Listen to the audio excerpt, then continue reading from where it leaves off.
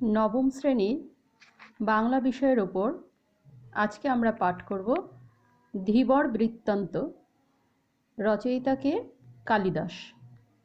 ধীবর বৃত্তান্ত এটি অভিজ্ঞান শকুন্তলম নাটকের একটা অংশ তোমাদের এখানে তুলে ধরা হয়েছে।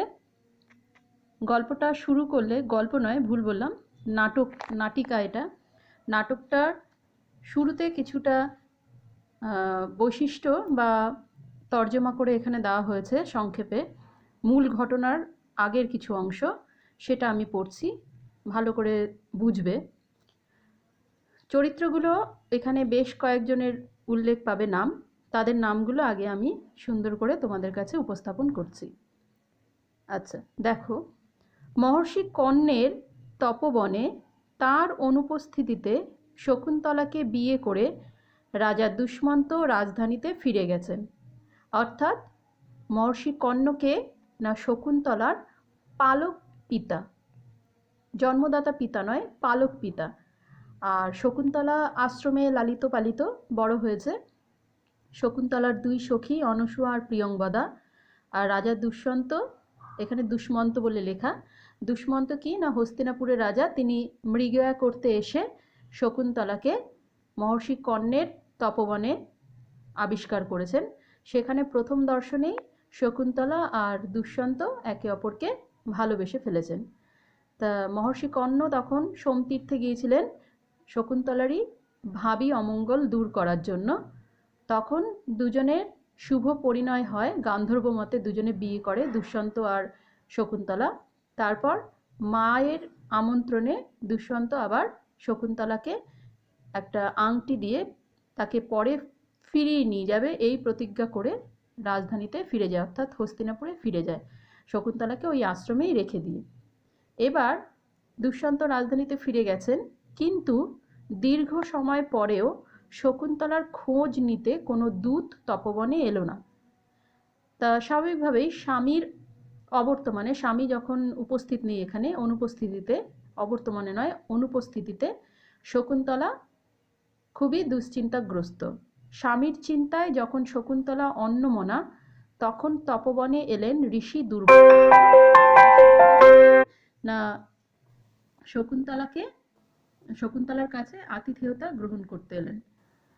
তা সেই সময় ঋষি দুর্বাসা যখন আশ্রমে এসছেন, তখন আশ্রমের যে তাপসী বা তপকন্যা, তাদের কর্তব্য হচ্ছে তার পা ধোয়ার জন্য জল দেওয়া, তাকে অতিথি আপ্যায়নের যা কিছু করণীয় সেইগুলো যথাযথভাবে তার সামনে তুলে ধরা, অর্থাৎ ফল দেওয়া, তাকে বসতে দেওয়া, তার আপ্যায়ন করা, সেবা করা।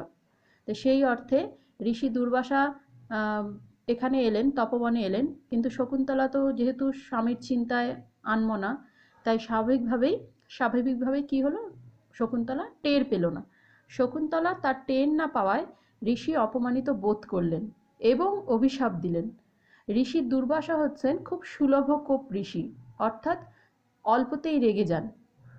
আর অল্পতেই রেগে গিয়ে ঋষিরা কি করেন না অভিশাপ দিয়ে দেন। তা যথার্থভাবেই শকুন্তলার উপরেও বর্ষিত হলো অভিশাপ।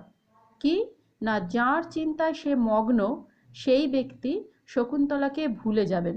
অর্থাৎ তার মতন তপস্বীকে যার চিন্তায় মগ্ন থেকে অবমাননা করেছে শকুন্তলা, সেই ব্যক্তি কখনোই আর শকুন্তলাকে মনে করতে পারবে না। এমনকি শকুন্তলার শত উপরোধ অনুরোধেও তাকে আর চিনতেই পারবে না।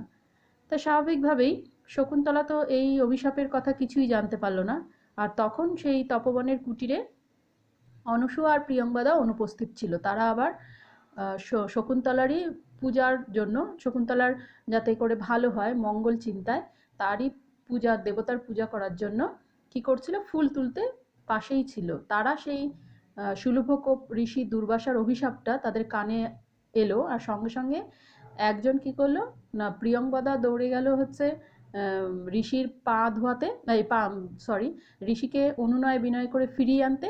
আর অনসূয়া তাড়াতাড়ি করে এলো কি করতে না, ঋষির পা ধোয়ার জল, তার অর্ঘ্য, তার প্রতি নিবেদন করার জন্য, তার উপকরণগুলো জোগাড় করার জন্য তাড়াতাড়ি করে এখানে এসে যথাযথভাবেই দেখলো যে শকুন্তলা পতি চিন্তায় নিমগ্ন হয়ে বসে আছেন।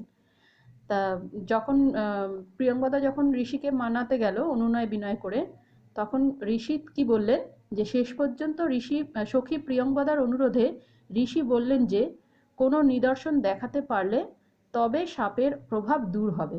অর্থাৎ ঋষির মানে এরা তো ভবিষ্যৎ বক্তা, এরা জানেন যে একবার যখন অভিশাপ বেরিয়ে গেছে সেই অভিশাপ ফিরিয়ে নেওয়ার আর কোনো উপায় নেই।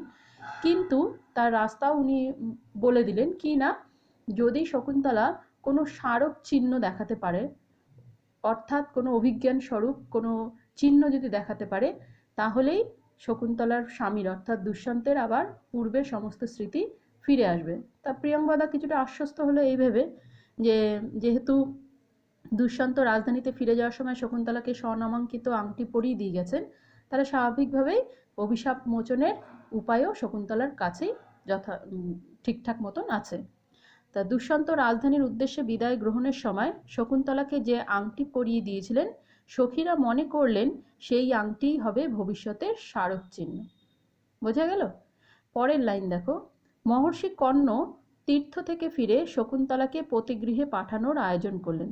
এবার কর্ণমুনি যখন সোমতীর্থ থেকে ফিরে এলেন, উনি স্বাভাবিকভাবেই এসেই ওই ছন্দময়ী অগ্নিশালায় প্রবেশ করার পরপরই ছন্দময়ী যে অশরীরী মানে ওনারা তো ঋষি, ওনারা অনেক কিছুই মায়ার বলে বা যোগ বলে জানতে পারেন।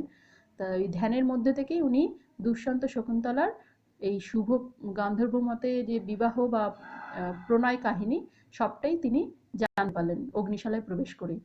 তা যখনই উনি জানলেন যে কন্যা এখন পরের হয়েছে, মানে অন্যকে মন দিয়েছে বা বিয়ে করার পরে কি হয়, মেয়েরা পরের সম্পত্তি হয়ে যায়, তাই উনি সংসার বিধর্মী হয়েও বা সংসার ত্যাগী হলেও উনি কি করলেন, সংসারী মানুষের মতনই একজন পিতার মতনই চিন্তা ভাবনা করলেন যে কন্যাকে তিনি তার স্বামীর গৃহেই পাঠাবেন।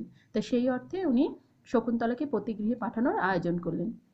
দুষ্যন্ত সমীপে উপস্থিত হলে তিনি শকুন্তলাকে চিনতেও পারলেন না, যেহেতু আগেই অভিশাপ দিয়ে দিয়েছিল দুর্বাসা, তা অভিশাপও যথা ফলে গেল। এদিকে পথে শচীতীর্থে স্নানের পর অঞ্জলি দেওয়ার সময় হাত থেকে খুলে পড়ে গেছে শকুন্তলার হাতের আংটি। অর্থাৎ ভাগ্যের দুর্বিপাকেই হোক বা দুর্ভাগ্যবশতই হোক, শকুন্তলার হাতে অভিশাপ নিরসনের যে উপায় ছিল সেই আংটি কি হয়েছে না, শচীতীর্থে যখন শকুন্তলা অঞ্জলি দিচ্ছিল তখন তার হাত থেকে কখন যেন আংটি খুলে জলে পড়ে গেছে, শকুন্তলা জানতেও পারেনি। এবার স্বাভাবিকভাবেই শকুন্তলাকে যখন রাজা তার প্রমাণস্বরূপ কিছু দেখাতে বললেন, তখন কিন্তু শকুন্তলা কিছুই দেখাতে পারল না। আর ওইদিকে অনুসূয়া প্রিয়ঙ্বদাও যেহেতু শকুন্তলার সঙ্গে আসেনি, তাই তারাও রাজাকে কোনোভাবেই কিছু মনে করাতে পারল না। তাই শকুন্তলা অপমানিতা হলেন রাজসভায়। এরপরে ঘটনাক্রমে সেই আংটি পেল এক ধীবর। ধীবর মানে হচ্ছে জেলে, মানে শকুন্তলা যখন অঞ্জলি দিচ্ছিল হাত থেকে খুলে পড়ে যাওয়া আংটি তখন একটা বড় রুই মাছের পেটে চলে গেছিল, অর্থাৎ রুই মাছ গিলে খেয়ে নিয়েছিল।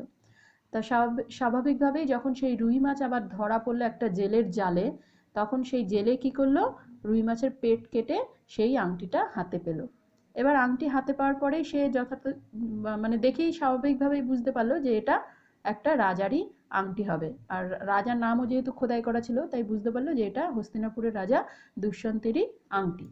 তাই জেলে এবার কি করলো সেটা আমরা জানতে পারবো। একটু খেয়াল রাখো, পরের পৃষ্ঠায় চলে যাচ্ছি।